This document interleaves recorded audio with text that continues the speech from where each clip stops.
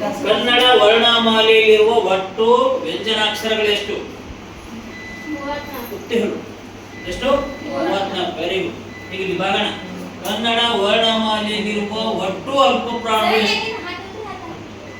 ಒಟ್ಟು ಅಲ್ಪ ಪ್ರಾಣಿಗಳೆಷ್ಟು? Very good. ಭಾಗೇಶ್. ಭಾಗೇಶ್, ಕನ್ನಡ ವರ್ಣಮಾಲೆಯಲ್ಲಿರುವ ಒಟ್ಟು ಸಂಧ್ಯಕ್ಷರಗಳೆಷ್ಟು? 2. Very good. ಯಾವ್ಯಾವು? ಐ ಮತ್ತು ಔ. Very good. ಸರಿಯಾದ ಉತ್ತರ. ಈಗ ಒಂದನೇ ಪಾಠದ ಸಂತೋಷ್, ಮುಖ್ವಿ ಮತ್ತು ಮುಂದಕ್ಕೆ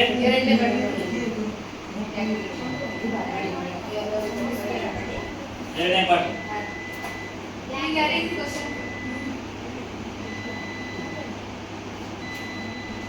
ಇಲ್ಲಿಂದ ಸ್ಟಾರ್ಟ್ ಮಾಡ್ತೀವಿ. ತೃತೀಯ ವಿಭಕ್ತಿಯ ಕಾರಕಾರ್ಥ. ಈಗ ಒಂದು ನಿಮಿಷ ಅಷ್ಟು ಕಾರಕಾರ್ಥಗಳು ಹೇಳು. ಒಂದು ರೌಂಡಲ್ಲಿ ನೀವು ಹೇಳ್ಬೇಕು, ನೀವು ಹೇಳ್ಬೇಕು.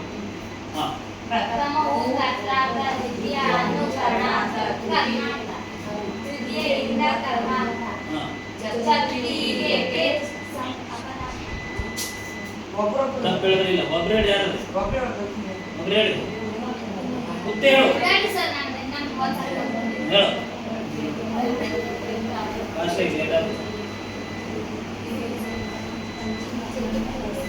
पंचमी विभक्ति कार्य करते हो अपदान. Very good. नेक्स्ट तृतीय विभक्ति कार्य करते हो. तृतीय विभक्ति कारक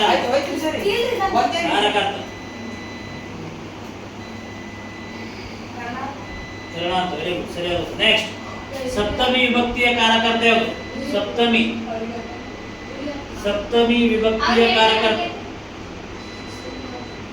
सप्तमी विभक्तिಯ ಕಾರಕಾರ್ಥ. ತಪ್ ಪಾಸ್.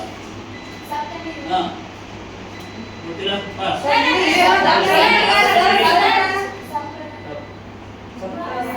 ಸಪ್ತಮಿ ಸಮೀಕರಣ. ನೆಕ್ಸ್ಟ್ ಪ್ರಶ್ನೆ.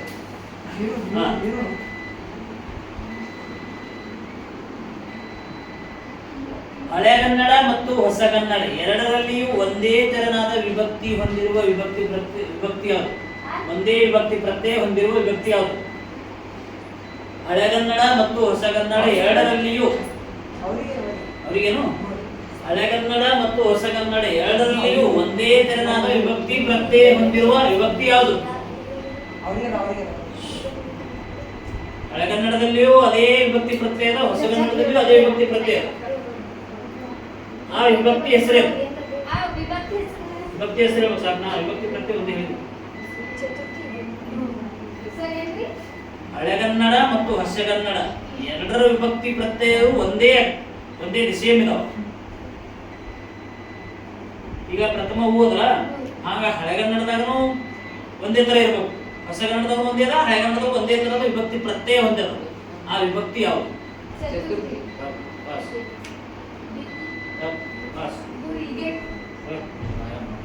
ಷಷ್ಠಿ ವಿಭಕ್ತಿ. ಷಷ್ಠಿ ಹಳೆಗನ್ನಡದಲ್ಲಿನೂ ಅದ, ಹೊಸಗನ್ನಡದಲ್ಲಿನೂ ಜಿರಾಬ್. ನೆಕ್ಸ್ಟ್ ನೀವು ಪ್ರಶ್ನೆ.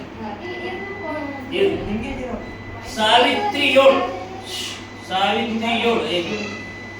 7 ಈ ಪದದಲ್ಲಿರುವ ವಿಭಕ್ತಿ ಹೆಸರೇನು? ವಿಭಕ್ತಿ ಯಾವುದು? ಸಾವಿತ್ರಿ 7 ಪದವು ಯಾವ ವಿಭಕ್ತಿಗೆ ಉದಾಹರಣೆಯಾಗಿದೆ?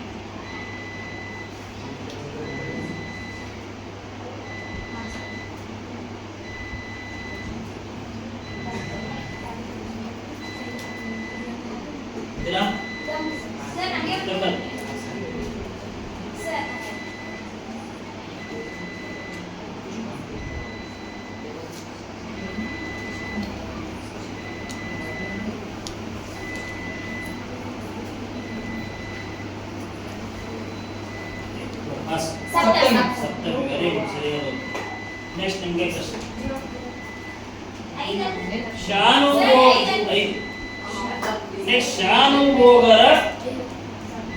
ಶಾನುಭೋಗರನ್ನು ಮೂರ್ಛೆಯಿಂದ ಎಚ್ಚರಿಸಿದವರು ಯಾರು?